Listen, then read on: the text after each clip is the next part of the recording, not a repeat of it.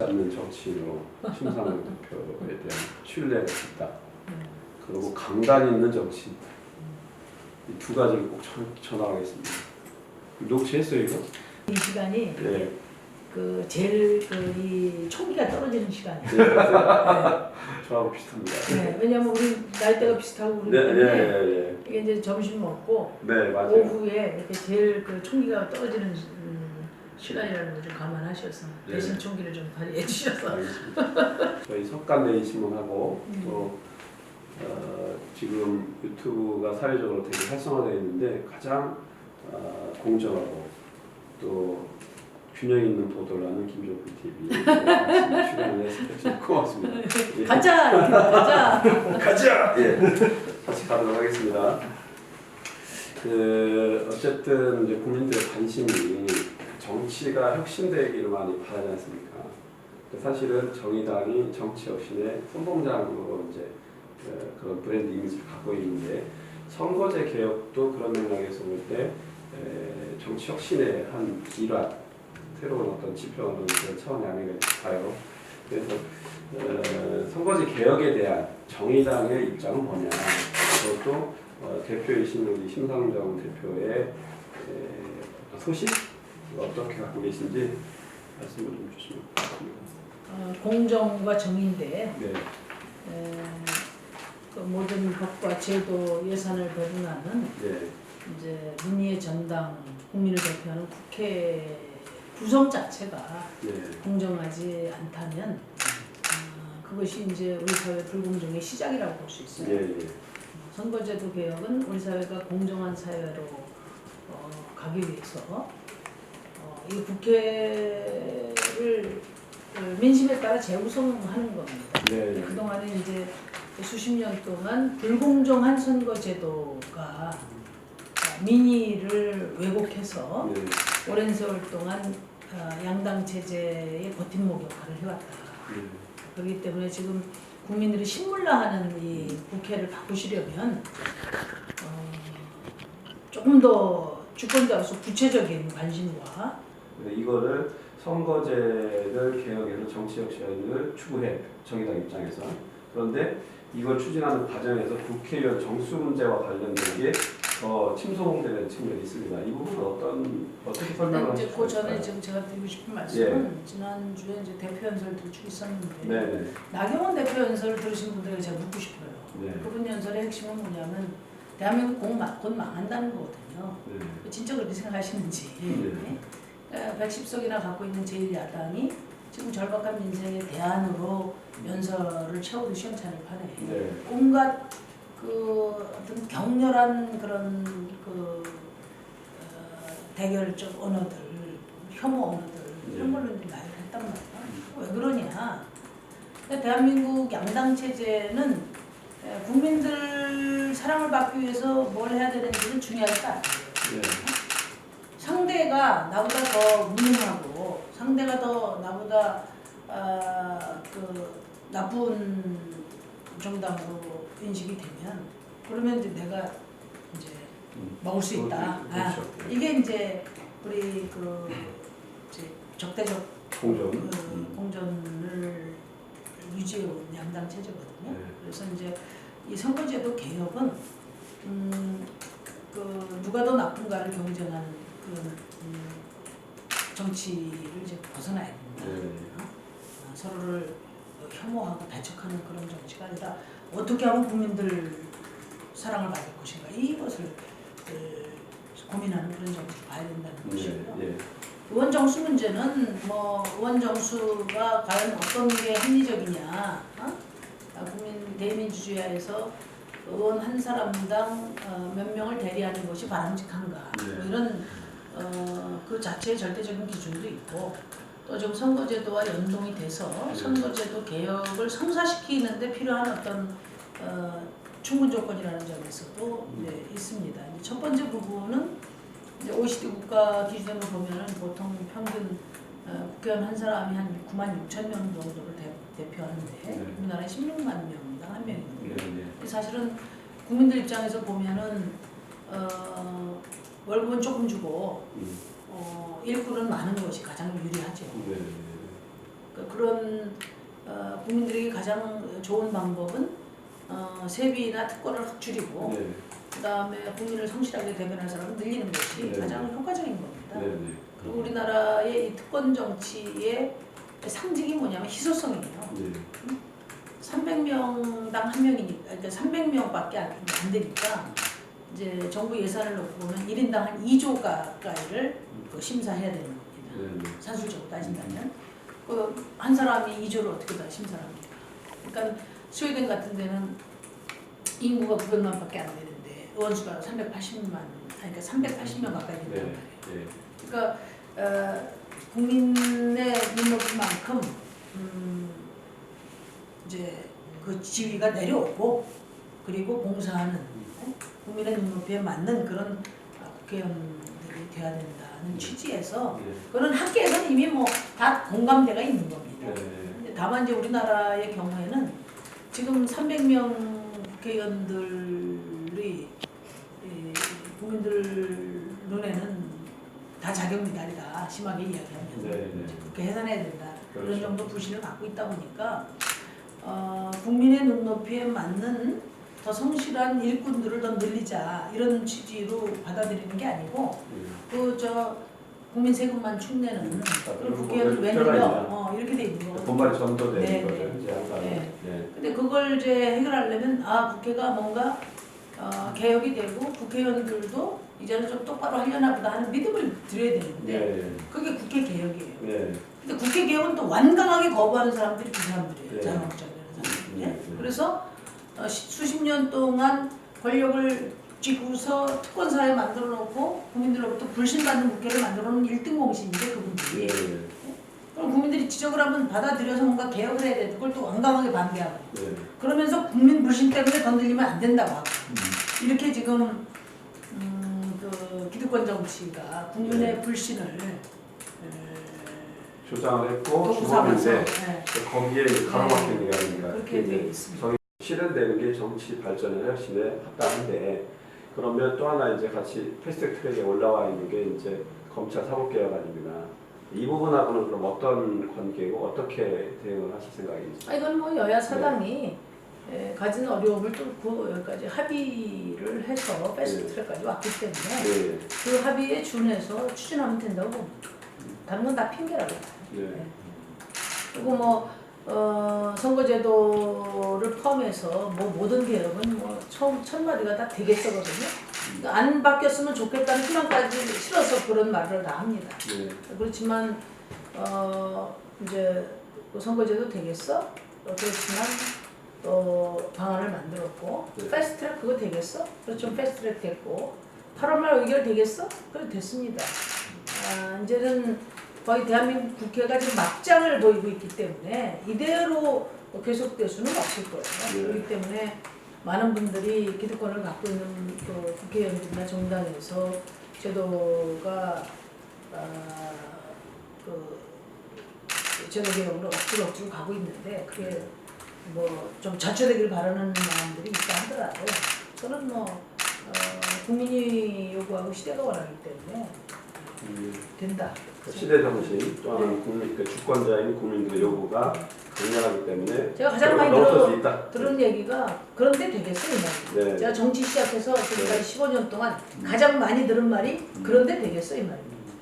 그거 뚫고 오셨다 이런 걸 강조하시는 거죠. 그거는 이제 시대가 변하고 국민이 정치에 대한 바람이 다르기 때문에 네. 아무리 몸부림을 해도 결국은 시간 문제지 네. 국민을 이기는 정치는 없다. 예, 예. 제가 이제 그런 믿음이 없었다면 어려운 과정이 여기까지 올 수가 없어요. 네, 예. 그 관련해서 제가 우리 김종국 TV에서 그 주권자 공천을 강조하겠습니다. 아예 공천부터 주권자의 국민들이 참여하는 그러니까 공천 기준을 국민 공모를 해서 당에 제안도 할 겁니다. 그러니까 국민의 힘이 결국은 정치 혁신을 추동하는 이제 근원적인 거다. 이 정도 정리하고 넘어가도록 하겠습니다. 그렇고 이제 대표님 20대 국회 마지막 정기 국회에서 국회의원하고 고위공직자 자녀들 입시 비리 전수조 특별법 말씀하셨는데 그거 좀 다시 한번 강조해 설명합니다. 아니 뭐 국민을 대표하는 국회라면 네. 국민들이 적어도 압도적 다수가 네. 희망하거나 또는 하라고 하는 일을 해야지요. 네네. 그러니까 이제 전수조사 같은 게 대표적인 케이스거든요. 네. 그것이 뭐 합리적이고 또는 어떤 문제가 있고 어떤 어려움이 있고 다 나중 문제란 말이에요. 네네. 일단 이번 조국 국면을 통해서 어쨌든 진보와 보수가 크게 다르지 않다. 네. 특히 특권 카르텔 권력적인 개를 얻었죠. 뭐 대물림에 있어서는 크게 다르지 않다. 국민들이 굉장히 충격을 먹었어요. 네. 국민들은 묻고 있는 겁니다. 내가 준 주권을 어디다 썼어? 내가 준 권력 누구를 위해서 썼어? 우리를 위해서 쓴 게 아니고 자기 특권 누리고 자기 자식 대물림하는 데만 쓴 거 아니야? 그렇죠. 이게 지금 묻고 있는 거거든요. 네. 그 물음에 대해서 그거는 말하자면 국회의원, 국민의 대표자로서의 자격을 묻고 있는 거예요. 그 자격을 묻고 있으면 응답을 해야죠. 네. 응답을. 그래서 사실은 이 전수조사 문제는 뭐 교육개혁 이런 문제를 떠나서 주권자인 국민이 를 대표할 자격이 있는지 그 자격을 묻고 있는 것이기 때문에 마땅히 응답을 해야 된다. 네. 그래서 그것도 안 하면 스스로 이제 뭐 국민의 대표이기를 포기한 게 아닌가 저는 그렇게 생각해요. 네. 진보 보수 할 것 없이 다 그런 이른바 이제 기득권화되거나 권력 상태에 대한 국민들의 반감이 이제 커지고 있다고 보고요. 근데 말로 네. 한다고 이제 아무도 믿지 않죠. 그러니까요. 행동으로 해야죠. 그러니까 입법부니까 이제 네. 법으로. 네. 그렇고 이제 정의당이 그 집권을 방향성을 하면서 어쨌든 집권정당의 역량, 대한 리더십을 강조를 많이 하고 계십니다. 특히 이제 그 일각에서 염려하는 이제 경제 문제에 대한 그러니까 국가 경영에 대한 리더십은 어떠냐 이 부분에 대한 화답으로 확장적 재정 정책, 그린 뉴딜 이런 걸 이제 강조하셨는데 어떤 내용인지 좀 설명해 주시죠. 그러니까 우선 이제 지금 한국 경제가 지금 어렵다, 위기다. 근데 이제 경제학적인 용어로 지금 디플레이션이냐 아니다. 여기 공방을 합니다. 근데 중요한 건 이제 민생은 너무 어렵죠. 네. 그리고 세계적인 저성장과 또 우리 대한민국 같은 경우에는 이제 미중 무역 분쟁이라든지 이런 지정학적인 리스크까지 고려가 돼서 지금 뭐 그 전반적으로 활력을 잃고 있어요. 근데 이제 여기에 대해서 그럼 우선 집권당이 이야기했던 소득성장, 공정경제, 혁신 경제가 이런 경제 정세에 부합하는 그런 비전과 정책으로 제대로 작동하고 있느냐 그런 점에서 문재인 노믹스는 이제 한계를 잡혔다 저는 그렇게 봅니다. 그래서 소득주도 성장은 원래는 사실은 시장의 과감한 구조개혁을 통해서 공정경제를 실현하는 것이 핵심인데 이게 어떤 사회적 정책에 가까운 최저임금 인상을 그 수단으로 삼음으로써 오히려 시장 내에 그 구조개혁에 책임을 져야 될 시장 기득권자들에게는 완전히 면제부를 주고 오히려 중소기업 자영업자와 노동자 간의 갈등만 야기시켰단 말이죠. 그런 점에서 이거는 소득주도 성장의 취지는 긍정적이었지만 총론은 뭐 그 실행 과정에서는 매우 잘못됐다. 귤이 회수를 건너 탱자가 됐다. 이렇게 말씀드릴 수 있고요. 그래서 이제 서둘러서 혁신 경제로 이제 이동을 했는데 그 혁신 경제는 결국은 이제 뭐 현대, 삼성, SK 이 기업들의 그 플랜을 뒷받침하는 대기업 지원 경제로 되돌아간 것이죠. 그런 점에서 대한민국 경제의 구조 개혁과 새로운 시장을 창출하는 그런 혁신의 그 경제 리더십은 작동하지 않고 있다. 새로운 시장 창출은 구체적으로 뭐 그게 이제 저희가 이야기하는 보관을 갖고 계시나요? 그리고 이제 그러면 자유한국당에서 지금 민부론 이야기하는데 이건 완전히 그냥 시장 안정주의로 돌아가자는 얘기이기 때문에 네, 그건 뭐 최악의 상황이고 저희는 이제 대한민국 경제를 뭐 살리려면 결국은 이제 시장의 활력을 만들어내야 되거든요. 그리고 하나는 기존의 지금 이른바 갑질 경제 또 대기업과 중소기업의 불공정 경제 이런 시장 구조를 과감하게 개혁하는 거 구조 개혁을 하나 있고 새로운 시장을 창출하는 게 있어요. 네. 네? 대기업들의 뒤늦은 플랜에 그 세금 지원하는 게 아니라 투자 그 대통령께서 그렇게 하시는 이유는 투자를 이끌어내기 위해서 하는 거 아니에요. 대기업에 세금 대주고 투자 구걸하는 방식이 아니라 어쨌든 시장을 창출하면 투자는 자연히 쫓아온단 말이죠. 네. 그 시장을 창출할 수 있는 그런 정부의 역할, 정부의 역할이 혁신돼야 된다는 게 제일 핵심 포인트입니다. 그러니까 정책을 가지고 시장을 창출해줘야 된다는 거예요. 그러니까 정부가 정책으로 시장을 창출하는 겁니다. 혁신론의 핵심은 저는 그런 혁신가형 정부의 기능이 뒷받침이 될 때 가능하다고 봅니다. 지금처럼 대기업 쫓아다니지 마시고 정부가 특히 그 기후변화와 미세먼지를 비롯한 이런 녹색 경제의 방향을 과감하게 리드한다는 차원에서 정책을 가지고 시장을 창출해라.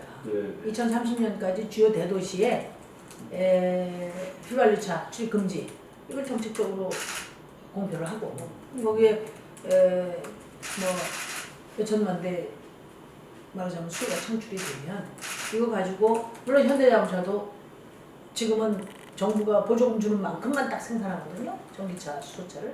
그게 아니라 이 수요를 감당하기 위해서 달려들 거고 또 그 많은 수요를 대기업에 다 주지 말고 정부가 투자공사 만들어서 중소기업들 컨소시엄을 구성해가지고 거기에 R&D도 투자하고 이렇게 해서 말하자면 원화청 불공정 거래 개선, 수평적 네트워크가 대기업에 호소한다고 되는 게 아니라 새로운 트랙을 만들어줘야 돼요. 그렇게 하면 미세먼지도 잡고 그 다음에 고용도 창출하고 자동차 산업도 혁신하고 그리고 중소기업의 어떤 그 수평적 네트워크도 클러스터도 만들 수 있고 그 1타 한 뭐 보통 속된 말로 1타 한 5P 정도의 그런 종합적인 산업 전략을 만들 수 있다고 시너지를 낼수 있다. 그 세부 산업 전략에 대한 제안을 할 겁니다. 정책 앞으로 발표한다. 독일 같은 데 가보면 야수 자본주의라는 말을 하거든요. 그러니까 자본주의는 원래 약탈적이라는 겁니다. 그래서 자본주의가 인간을 잡아먹지 않도록 하는 그 역할이 정치의 역할이고 국가의 역할입니다. 그래서 인간이 자기 존엄을 지키기 위한 기본 필수적인 게 있어요. 예를 들면 교육, 그 다음에 뭐 주거, 그 다음에 또 뭐가 있습니까? 의료, 이런 것들을 정부가 자본주의에서 인간의 존엄이 침탈당하지 않도록 방어하는 역할이 정부의 역할입니다. 거기서 예를 들면 기업하기 좋은 나라 이런 건 거의 대한민국의 이 정글 자본주의의 단면을 보여주는 슬로건이에요. 그러니까 노동하기 좋은 나라가 돼야 되죠. 노동하기 좋은 나라가 되려면 기업도 잘 돼야 되고 그 기업의 성과를 골고루 경제 주체들이 나누는 데까지 이게 이제 유럽이 추구하는 가치라고 한다면 우리나라는 기업하기 좋은 나라 또 기업하기 좋은 나라 만들어서 누가 먹고 사는 문제가 해결되죠? 지금 200만 원도 못 받는 노동자들이 지금 980만이에요. 지금 이들을 살리는 게 민생이고 이들을 살리는 게 소득주도 성장이고 이들을 살리는 게 지속가능한 성장이거든요. 그러니까 이제는 노동금을 이제 뭐 배제하면서 말하자면 수탈적 자본주의를 유지하려고 해서는 안 된다. 그걸 넘어서자는 것이 이제 우리가 민주주의를 강화하자는 거고 민주화 이후의 민주주의의 핵심 과제가 바로 이 경제 주체 간의 균형 있는 배분이죠. 그게 헌법 119조 실현이죠. 그런 관점에서 보신다면 그런 문제 제기 자체가 낡은 과거 성장 제일주의 시대의 패러다임. 목표나 비전에 대해 현실적으로는 쉽지 않은 과제인데 그럼 21대 총선에서는 어느 정도를 목표로 하고 또 이걸 다 관철시키려면 어떻게 일반 인물 경쟁력 같은 어떤 뭐 경쟁력 강화 방안들이 구체적으로 준비된 게 있으신지 한번 그래서 저는 이제 내년은 이제 촛불 이후에 첫 번째 총선이에요. 네, 네. 그래서 과거의 그 유권자들의 그 선택 관행이 많이 달라질 거라고 봐요. 네. 제가 이제 그 17대 국회 때 비례대표로 하면서 네. 얻은 별명이 이제 1등 국회의원인데 네. 국회의원 활동 제일 잘했다. 네. 그런데 지역구에 가서 떨어졌거든요. 네. 그래서 이제 굉장히 저는 이제 그때는 이제 현실 정치를 그렇죠. 잘 모르니까 지역구를 먹었는데 네. 그러니까 지역구에 가보니까 그 사람이 얼마만큼 국민을 대표해서 성실하고 유능하게 했는가 이거보다는 당이 한 80% 차지하고 개인의 경쟁력은 한 20% 15%밖에 안 되고 바람이 불면 그것도 그냥 말뚝만 갖다 놔도 당 보고 네. 찍는 그런 이제 관행이 오래됐거든요. 네. 근데 그렇게 해서 정권도 교체해보고 또 바꿔보고 해도 국민의 삶이 달라지지 않는다는 것을 이제 국민들이 깨닫기 시작했다고 봐요. 그래서 이제 중요한 것은 과연 우리 삶을 지키고 우리 삶을 바꿀 수 있는 그런 정당, 정치 세력이 누군가에 좀 더 주목하는 내년 총선이 되지 않겠나 그렇게 생각하고요. 그래서 이제 지금까지는 그렇기 때문에 당이 작고 소수당일 경우에는 아무리 탁월한 능력을 갖고 또 헌신적으로 국민들을 위해서 이제 그 봉사를 해도 거의 뭐 당선이 불가능한 것으로 되어 왔습니다. 그래서 이제 내년 이제 이번 그 선거제도가 바뀌면 30년 만에 제도가 바뀌는 거거든요. 아마 국민들이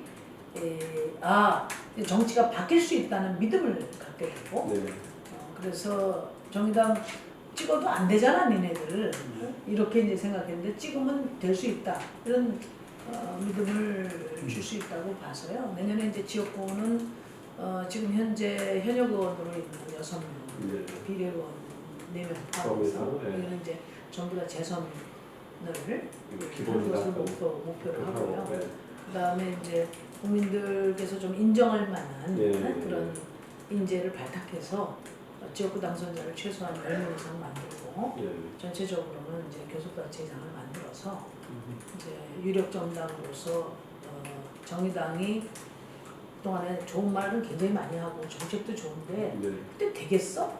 이게 항상 꼬리가 붙었는데 이제 그 실제 결과를 만들어낼 수 있는 정당으로 내년에 발돋움하겠다.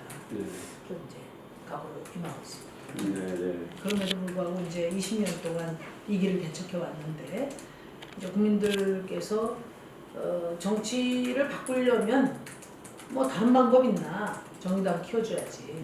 저는 뭐 그런 생각을 하시는 이제 유권자들이 늘어나고 있다고 생각해요. 기대치도 갖고 계시다 이런 거죠. 그동안 활동에 자신감도 있고 기여도도 있다 이렇게 이제 평가하시는 건데 어쨌든 이제 현실을 직시하고 보면 녹록치는 않고 연대 계획이 아니라 더불어민주당과 경쟁을 통해서 그래서 이제는 이제 거대 양당 시대가 아니라 시대적 가치와 또 그 가치 실현에 그 책임을 질 수 있는 그런 정당으로서 발돋움해 나가겠다 그런 생각을 하고 있습니다. 진보 정당을 표방하고 계신데 그 진보적 지향에 대해서 내용에 대해서 젊은 층들이 관심을 많이 갖습니다. 근데 이제 실제로 그 투표로 선거 표출되는 걸 보면 그게 성과적이지는 않고 선거제도 개혁이 주는 그 제도상의 공간이 뭘 보장해줘서가 아니고 일단 30년 만에 제도가 바뀐다는 거 정치를 바꿀 수 있다는 믿음을 국민들에게 주는 것이 저는 가장 큰 선거제도 개혁의 의미라고 생각하고요. 그 다음에 이제 두 번째는 뭐 결국은 국민들이 인정할 만한 그런 후보들을 잘 발탁하는 거죠. 저희 당내에는 지명도가 없어서 그렇지 청춘을 사실 뭐 큰 당에 줄 서면 훨씬 더 빨리 갈 수 있는데도 불구하고 가치 중심의 정치를 위해서 우리 당에 와서 헌신하는 사람들이 많거든요. 근데 이런 분들은 잘 안 알아준단 말이에요. 그래서 저희가 교섭단체만 돼도 이분들을 우리가 띄울 수 있다 이렇게 생각하는데 이번에는 그래서 이런 배를 띄울 수 있는 이제 물을 대줘야죠. 그런 점에서 국민들이 인정할 만한 그런 인재들도 네. 많이 발탁을 하고 있습니다.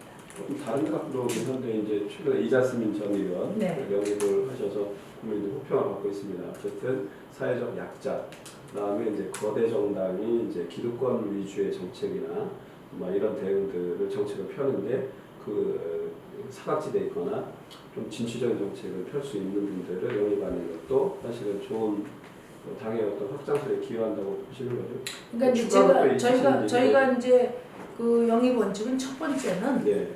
이제 사회적 약자를 대변하는 정당으로서 예, 예. 가장 잘 대변하는 방법은 그들에게 마이크와 연단을 주는 겁니다. 네, 네. 당사자만큼 절실한 사람이 없고 당사자만큼 그렇게 국민들을 설득할 수 있는 능력 가진 사람은 없어요. 예, 예. 그리고 웬만한 일에 포기하지 않고 끝까지 절실하니까 그만큼 집요하게 밀고 나갈 것이기 때문에 그래서 이제 지난번에 뭐 장애인이라든지 네, 소수자들이라든지 또 이번에 그 이주민들 네.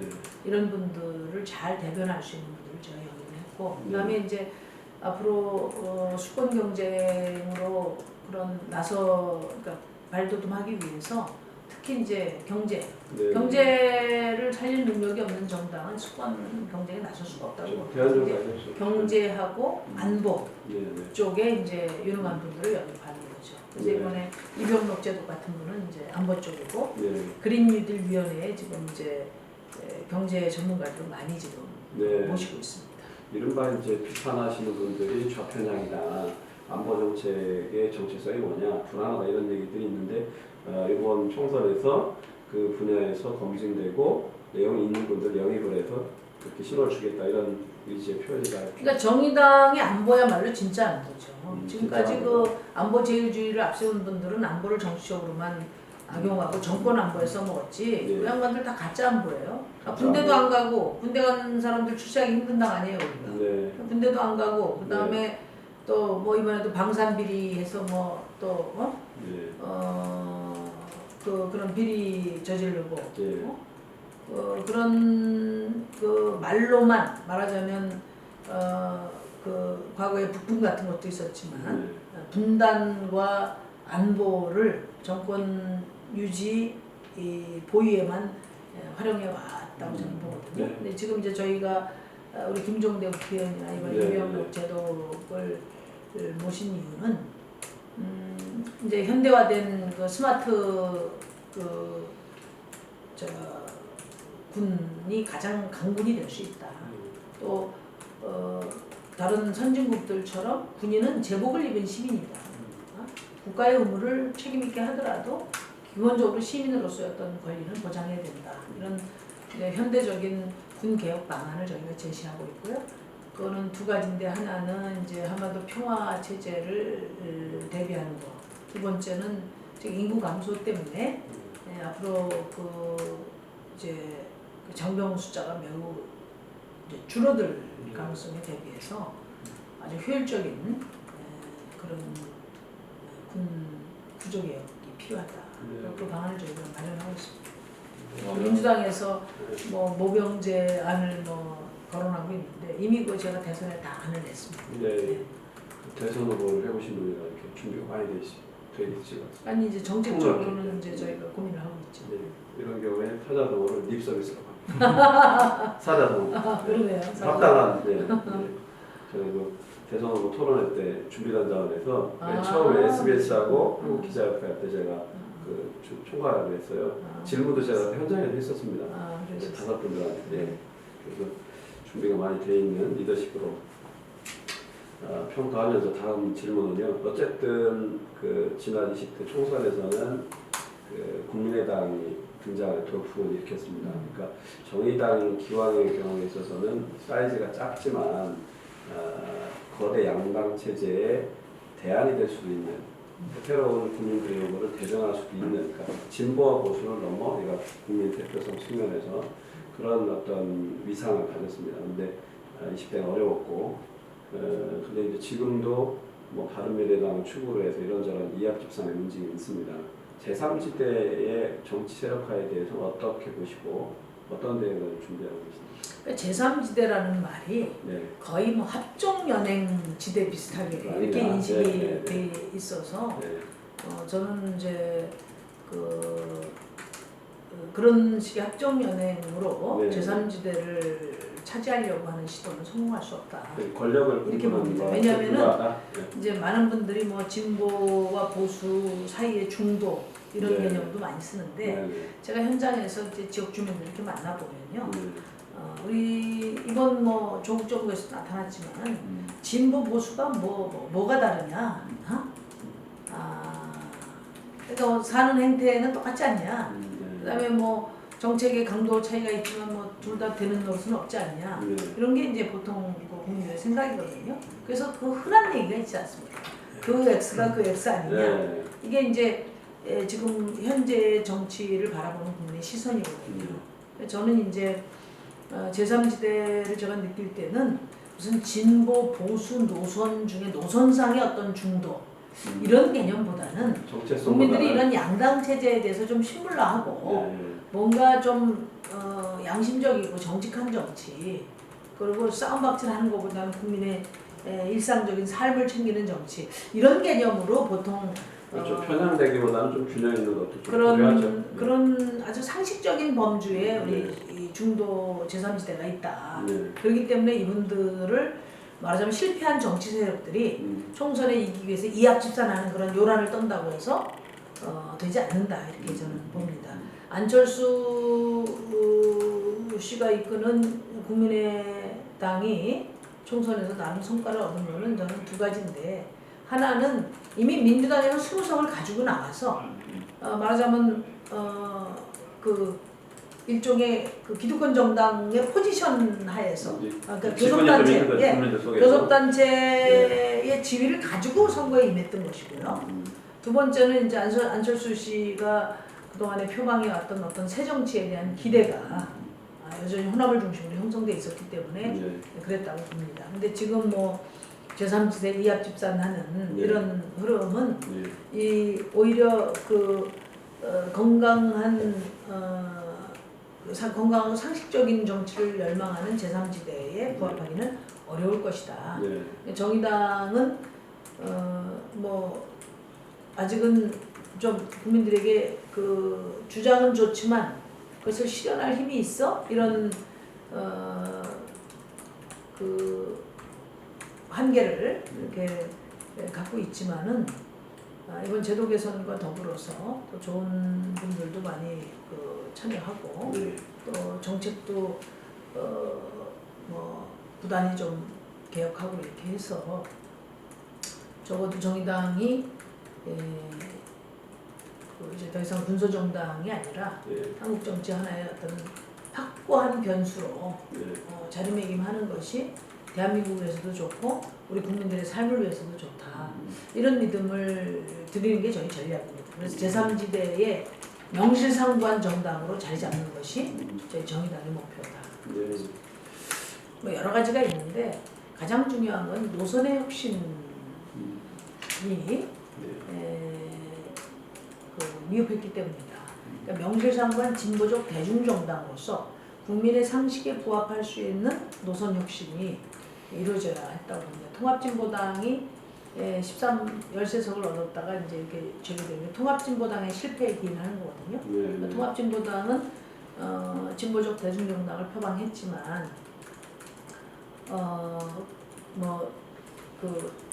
이제 우리 국민들에게 제시하는 어떤 노선이라든지 또 조직 운영의 어떤 행태, 굉장히 패권적인 운영 행태라든지 이런 것들이 결국은 국민들로부터 대한민국의 미래를 책임질 양당의 대안 세력으로서 인정받는 데 실패했다, 이렇게 봅니다. 그래서 저는 이제 정의당은 그런 점에서 보면 수많은 어떤 시행착오를 거쳐서 명실상부한 노선의 혁신을 이뤄냈다고 저는 자부합니다. 진보적 대중정당으로서 국민의 상식에 부합하면서 또 민주화 이후에 민주주의를 주도해 갈 수 있는 그런 세력으로서 노선과 또 자격을 인정받았다고 봅니다. 근데 한편에 보면 이른바 이제 한국갤럽 여론조사 같은 주단위를 하니까 바른정당보다 뒤처지기도 하고 10% 뭐 9% 사이 정도도 제가 알고 있는데 그게 이제 국민들 속에서 실질적으로 확인이 돼야 국민들이 스스로 또 동조화되거나 그 흐름이 확산될 수가 있는데 그 부분에 대한 고민은 좀 어떻게 지난 이제 지방선거 때 네. 확인이 됐지 않습니까? 우리가 네. 바른미래당하고 사실 수평적으로 비교할 수 없는 게 네. 바른미래당은 교섭단체입니다. 그런 그리고 지금 점에서 그 3당입니다. 네. 저희는 6석밖에 없는 5당입니다. 그런데 바른미래당의 정당 지지율이 최근에 조국 국면에서 약간 뒤처졌고 다시 네. 회복하고 있는 것이거든요. 그 이후에 3당 교섭단체를 5당 6석의 정당이 정당 지지율에 뒤진 적이 거의 없습니다. 최근에 그 조국 정부 때문에 그건 이제 근거와 이유가 명확한 이제 저희 그 지지율 하락이었는데요. 네. 그 부분에 대해서도 제가 지난번에 진솔하게 국민들께 말씀드렸고 평창한다고 하셨죠. 네. 이제 잘 극복하시길 바라고 어쨌든 교섭단체가 이제 안 된 건데 그 교섭단체를 실현하느냐 못하느냐도 사실은 진짜 그러면 이제 한 경쟁력이겠죠. 이제 중요한 거는 네. 이제 그 1인 2표제 이후에 네. 국민들의 선택에 의해서 된 제3당을 예. 보면요. 예. 민주노동당, 통합진보당, 국민의당입니다. 지금 바른미래당은 국민의 선택을 받은 3당이 아닙니다. 인위적으로 개편한 3당이에요. 그렇기 때문에 저는 국민에 의해서 만들어진 3당이 아니기 때문에 국민들의 지지도 약하다 이렇게 보는 거고요.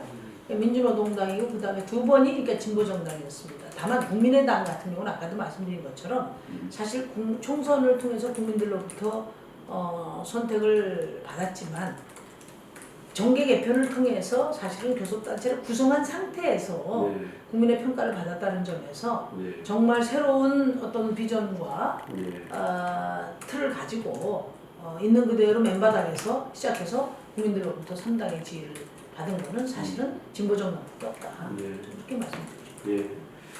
그렇고 좀 다른 것들 선봤습니다. 이건 사실은 번외 질문이긴 한데 그 시대 요구에 따라서 냉전 체제, 그러니까 수구적이고 뭐 냉전적인 체제가 뭐 평화 협정을 또 이렇게 거론할 만큼 이제 많이 진전됐습니다. 어쨌든 뭐 한국의 대통령이 북한에 가서 북한 평양 시민들한테 연설할 정도로 이제 평화 공전 체제로 가고 있는데 그런 그런 시대 정신에도 맞고 또 헌법 정신에도 통일을 실현할 게 대통령의 책무인데 질문의 요지는 그럼 그 변화에 맞게 법과 제도가 바뀔 필요가 있다라고 보는 겁니다. 예를 들면 국가보안법 철폐라든가 과거에 우리 정의당의 어떤 역사적 정통성에 비춰보면 같이 부합하는 것들 이런 부분에 대해 조금 적극적으로 문제 제기할 필요가 있는 거 아니냐. 지금과 같은 이런 극단적인 대결 정치에서는 그 문제 제기 자체가 별 의미가 없어요. 그러니까 지금은 우리는 모든 것이 하여튼 이 정치 구조를 바꿔야 됩니다. 이 정치 매몰 비용 때문에 어떤 것도 할 수가 없어요. 그러니까 뭐 진보 얘기하면 뭐합니까? 그 목소리가 나오면 뭐 어디 보도가 됩니까? 뭐 정책 얘기하는 거 요즘 한 줄도 보도 안 돼요. 그러니까 서로 그냥 뭐 센 말, 혐오하는 말, 뭐 그렇죠. 부딪히는 말 그것만 언론 쫓아다니기 때문에 지금은 뭐 뭘 정책적으로 제기해봐야 그 효능감을 갖기 어렵고 지금 가장 중요한 거는 이 정치를 바꿔야 되고 이 특히 정치를 바꿔야 될 절대적인 필요성이 남북관계에 있습니다. 진짜 이 남북관계나 북미관계나 이 한반도 문제에 대해서는 정말 추상적으로 협력을 해도 될까 말까 한데 지금처럼 이렇게 서로 어깃장을 놓고 이렇게 한 상태에서는 뭐 다른 뭐 트럼프 때문에 안 되고 김정은 때문에 안 되는 게 아니라 우리 대한민국 정치 때문에 안 된다. 그래서 너무나 그 심한 이 정치적 매몰 비용을 빨리 해소를 해야 그다음에